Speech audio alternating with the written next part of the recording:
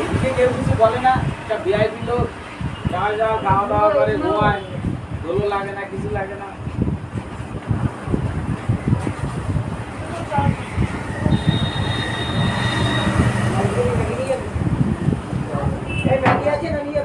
না রাত্রি আর বৃষ্টি হওয়ার মনে হয় চান্স নেই।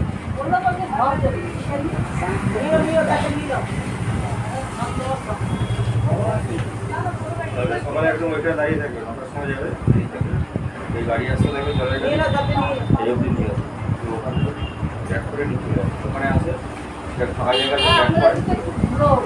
আরে ধুলো ওটা তোমার যে কথা বলা, যদি এখন বিদ্যুৎ একটা কাজ পাও তাহলে বেঁচে যাওয়া, কথা না বলতে তোমার বাড়ি এসে ডেকে দেবে না।